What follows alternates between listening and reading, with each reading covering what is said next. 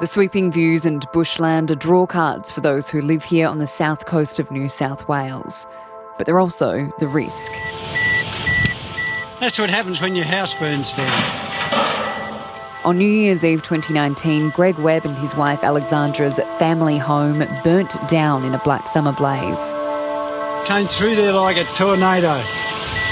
Couldn't stop it. One of 3,000 homes lost that season. It literally ignites as you're standing looking at it. 3 years on, he's rebuilding. But this time he wants it to be future-proof, going above the already stringent building codes to make sure his house will remain standing when the next natural disaster hits. For the 3 months directly after, all I kept seeing as I walked past the site was bricks, concrete and steel. And so I said to myself, that's what I've got to build the new house out of. There's nothing combustible on the inner and outer envelope of the actual house that can catch fire. And the biggest thing is I've got to keep the embers out, which I will do. How much extra is this costing you beyond the required build? About another 130 to 150,000. That's choices of my own to have that safety for me and my family in the future. What Greg is putting into practice is a concept known as resilience in housing, and it's being increasingly encouraged by academics and government amid a changing climate, not just for houses with a clear bushfire risk like this, but for all Australians and a range of weather extremes.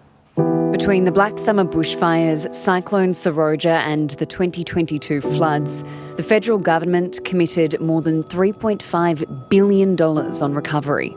We're all paying. All of our insurance is increasing, whether in a high-risk area or not.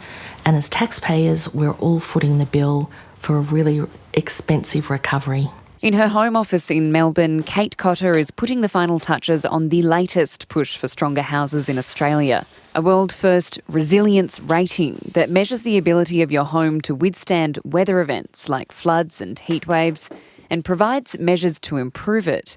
Its first phase, bushfire resilience, is due to be launched in coming months.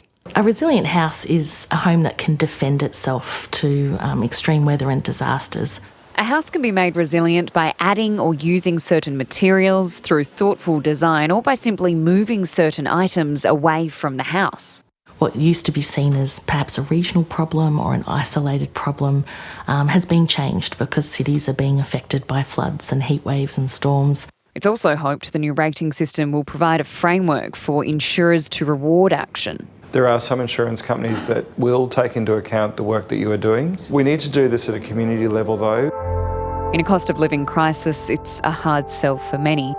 But the message is that costs will spiral if you don't upgrade as well. I only wish that I had made my house more resilient for far less money than what I've got to spend now.